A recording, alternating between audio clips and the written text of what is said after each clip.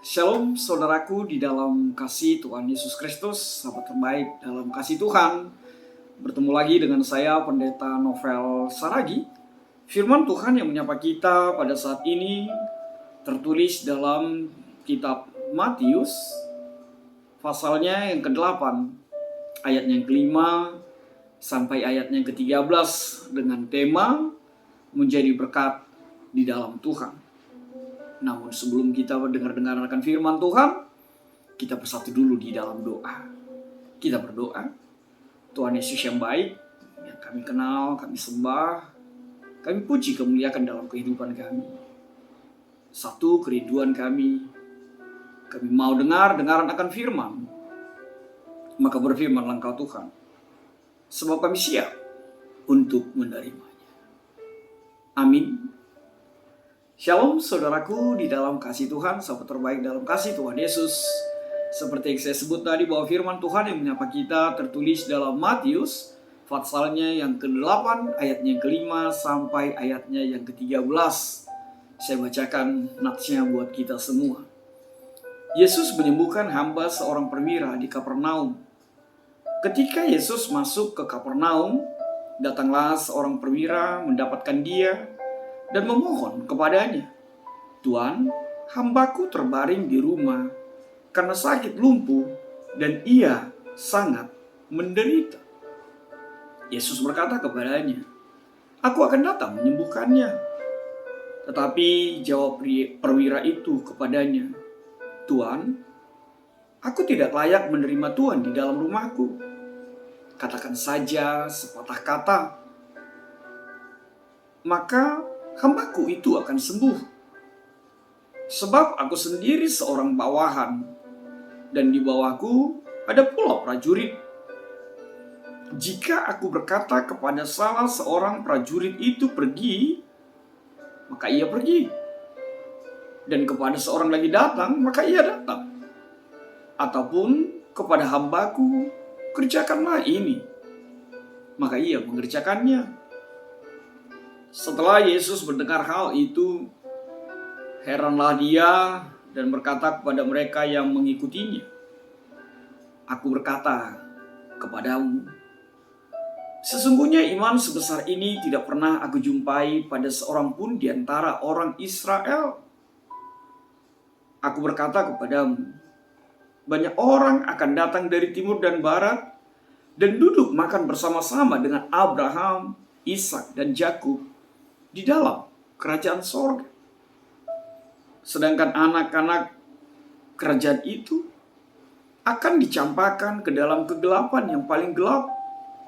Di sanalah akan terdapat ratap dan kertak gigi." Lalu Yesus berkata kepada perwira itu, "Pulanglah dan jadilah kepadamu seperti yang engkau percaya." Maka pada saat itu juga sembuhlah hambanya. Demikian firman Tuhan. Saudara yang diberkati di dalam kasih Tuhan Yesus Kristus, firman Tuhan ini secara pribadi bagi saya, ini adalah hal yang begitu menggetarkan. Kenapa? Tidak lain adalah ketika Yesus berkata kepada orang banyak ketika itu, di ayat yang ke-10, "Aku berkata kepadamu, sesungguhnya iman sebesar ini tidak pernah aku jumpai pada seorang pun di antara orang Israel." Mungkin setiap kita juga kalau membacanya dengan hati kita, membacanya dengan iman kita atau mendengarnya dengan iman kita, pastilah hal yang sama akan kita rasakan. Bukankah itu yang sering kita ungkapkan? Kalau mau mencari pujian, carilah dari Tuhan Yesus. Kalau mau mencari penghargaan, carilah dari Tuhan Yesus. Bukan dari orang-orang di muka bumi ini. Tapi carilah dari Tuhan Yesus. Dan hal itu yang ditegaskan, dan hal itu yang dinyatakan oleh Tuhan Yesus kepada perwira itu yang mengatakan, aku tidak pernah menjumpai iman sebesar iman perwira ini di antara orang Israel. Saudaraku, sahabat terbaikku dalam kasih Tuhan, ini adalah sesuatu yang mencambuk kehidupan kita. Bahkan mungkin yang mencambuk akan ungkapan percaya kita di dalam kehidupan ini. Kenapa tidak? Mungkin kita juga menjadi bagian dari orang Israel yang mengaku percaya, yang mengaku ikut Yesus, tapi sebenarnya kita tidak beriman. Jangan-jangan hal yang sama juga dinyatakan oleh Tuhan Yesus pada saat ini di tengah-tengah persekutuan kita, di tengah-tengah kumpulan kita, di tengah-tengah kehidupan kita, bahkan mungkin kepada dirimu sendiri. Aku tidak melihat iman sebesar iman perwira ini di dalam dirimu. Saudaraku, sahabat terbaikku dalam kasih Tuhan, bukankah kita sering menjumpai hal ini di tengah-tengah kehidupan kita? Banyak orang mengaku, bahkan berKTP Kristen, mengaku pengikut Kristus, tapi sebenarnya dia tidak mengimani. Maka firman ini menegur setiap kita. Lalu, mungkin timbul pertanyaan dalam pikiranmu, dalam pikiran kita. Masakan iya Tuhan bisa heran dengan iman itu? Masakan iya katanya Yesus itu Tuhan dan Maha tahu segala sesuatunya? Kenapa iya dia harus heran? Saudaraku dalam kasih Tuhan, ini bukanlah ungkapan ketidaktahuan atau ungkapan ketidakmahatauan yang mau dibantah dalam situasi ini. Tapi yang mau Yesus Tuhanmu katakan tidak lain adalah sebuah edukasi, sebuah pengajaran kepada orang banyak ketika itu, kepada orang-orang yang mengikutnya pada saat itu. Jadi bukan berarti kata heran di sana untuk mengatakan bahwa Yesus tidak tahu, tidak. Tapi hal yang berikut yang mau dinyatakan adalah ini sebuah penegasan akan adanya iman sebesar ini, sebesar apa yang dimiliki oleh perwira itu di dalam kehidupan anak manusia. Dan Yesus memujinya. Dan Yesus bangga dan bersukacita di dalam hal itu. Saya sengaja memulainya dari sana. Lalu kenapa Tuhan Yesus memujinya seperti itu? Kita baca bersama dari awal tadi, bahwa perwira itu menjumpai Yesus dan memohon kepadanya, Tuhan, hambaku terbaring di rumah karena sakit lumpuh dan ia sangat menderita. Saudaraku dalam kasih Tuhan Yesus Kristus, ternyata perwira ini bukan orang sembarangan, tanda petik, di dalam kerajaan Allah, di dalam pemberitaan firman Tuhan. Sebab apa?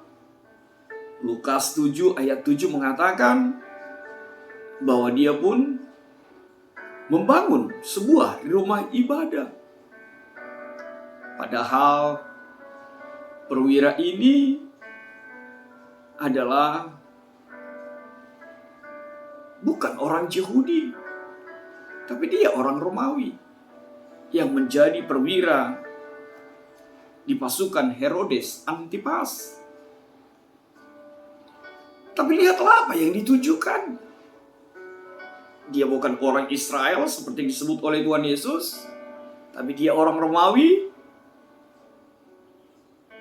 Lihatlah kebanggaan yang Tuhan Yesus katakan baginya. Dia datang membawa pergumulan hambanya karena lumpuh.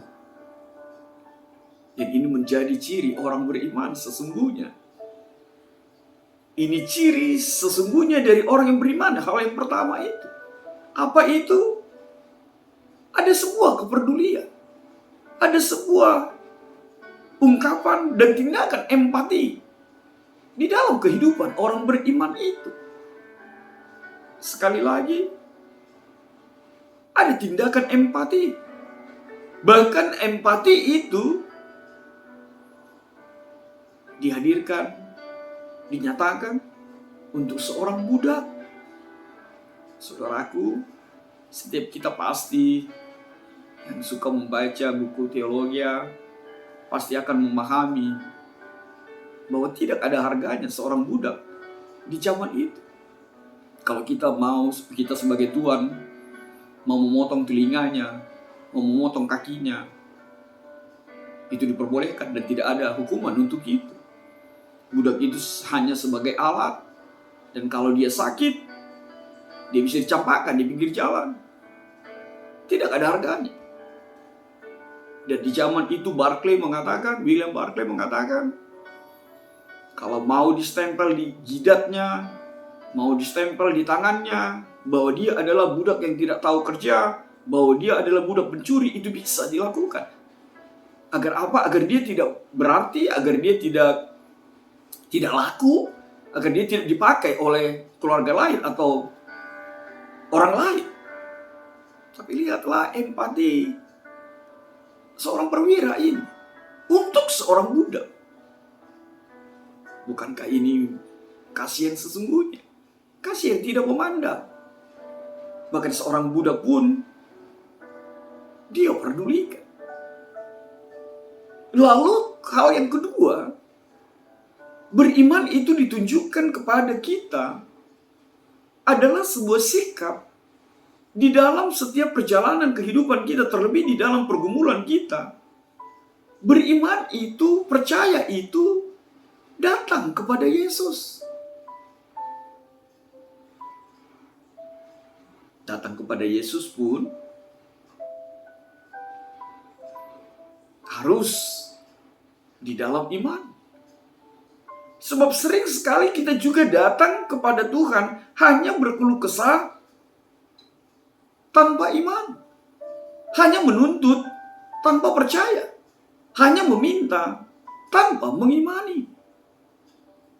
Saudaraku dalam kasih Tuhan, perwira itu datang kepada Tuhan Yesus. Dia membawa pergumulan orang lain. Dia menunjukkan empati itu.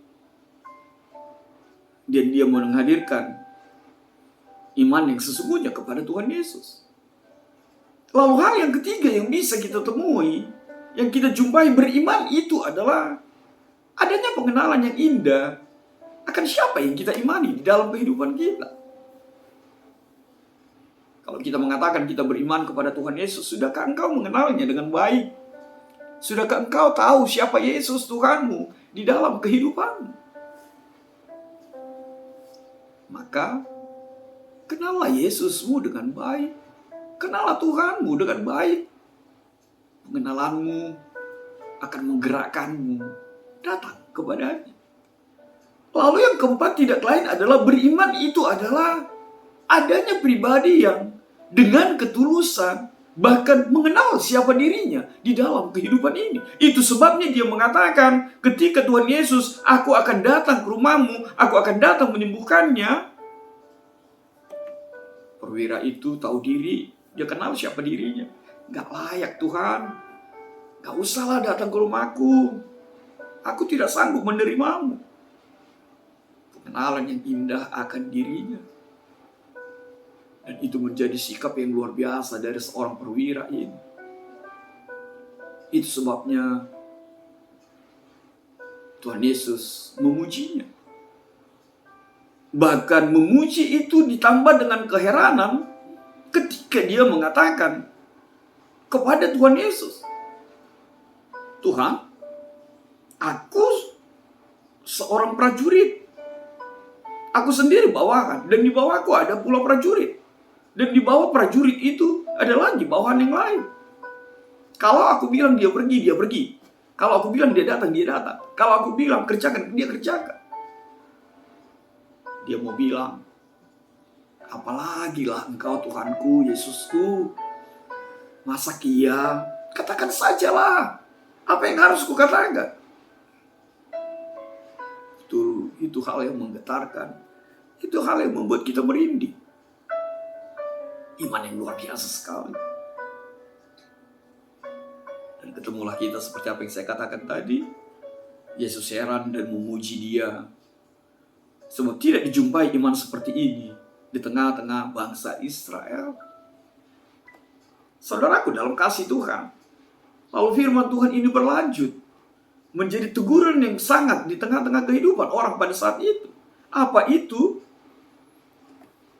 Tuhan Yesus mengatakan, banyak orang akan datang dari timur dan barat untuk duduk makan bersama-sama dengan Abraham, Ishak dan Yakub di dalam kerajaan sorga. Sedangkan anak-anak kerajaan itu akan dicampakkan ke dalam kegelapan yang paling gelap.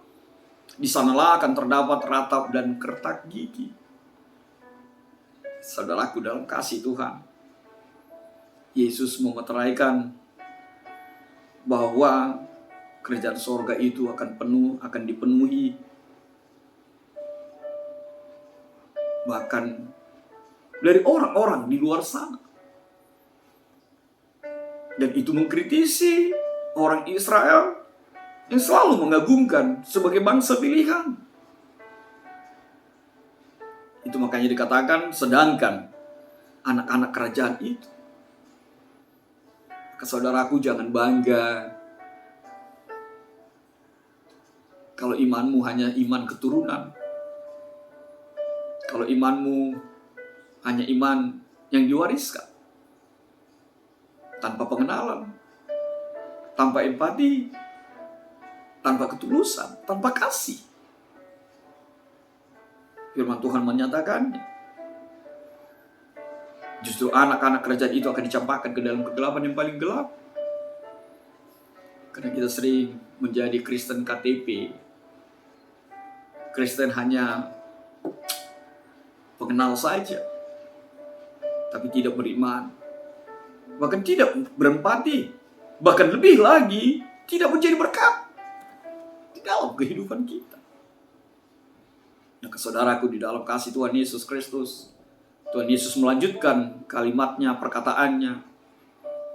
Pulanglah dan jadilah kepadamu seperti yang engkau percaya. Saya suka sekali dan mengimani ini sekali dalam kehidupan saya. Pulanglah dan jadilah seperti yang engkau percaya. Maka hambanya itu, budaknya itu pun sembuhlah. Maka saudaraku tetaplah beriman. Ada seseorang yang mengatakan, engkau bisa di dalam perjalananmu tidur di dalam mobil, padahal engkau tidak mengenal siapa supirnya. Engkau tidak tanya apa imannya, engkau tidak tanya di mana dia beribadah. Engkau bisa tidur nyenyak di atas pesawat, bahkan engkau tidak berkenalan kepada pilotnya, dan kamu bisa tidur tenang. Masakan iya, Yesuslah nahkodamu, Yesuslah pilotmu, yang menuntunmu, yang mengarahkan langkahmu.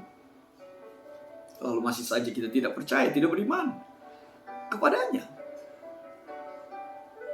Saudaraku, sahabat terbaik dalam kasih Tuhan, lalu apa yang bisa kita petik di dalam kebenaran firman Tuhan pada saat ini? Yang pertama, satu hal yang pasti, iman itu berkaitan dengan pengenalan kita akan Allah.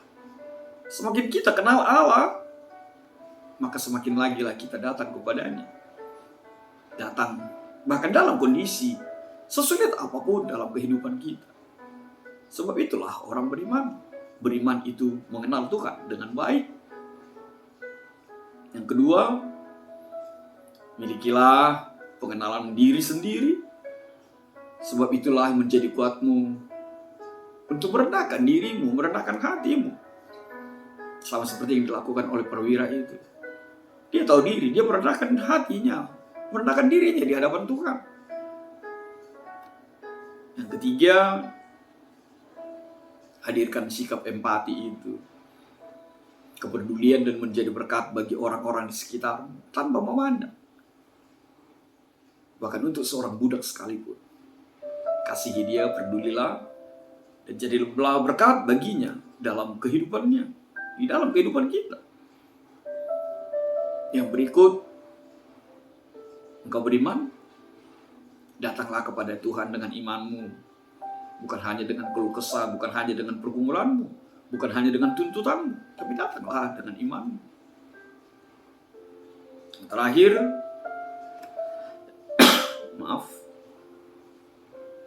jadilah pribadi penghuni kerajaan sorga itu. Jangan biarkan imanmu hanya status, percayamu hanya stempel saja, tapi jadikan itu menjadi kuatmu untuk tetap beriman dan datang kepada Tuhan Yesus. Tuhan memberkati. Amin. Kita bersatu dalam doa. Terima kasih Tuhan buat kebenaran firman-Mu. Biarlah setiap kami menjadi berkat di dalam Tuhan, di dalam setiap perjalanan kehidupan kami tanpa memandang siapapun. Kami berempati, kami melakukan yang terbaik seperti apa yang Tuhan mau terjadi atas setiap kami dalam kasih Tuhan. Terjadilah Tuhan Yesus seperti yang kami imani. Amin.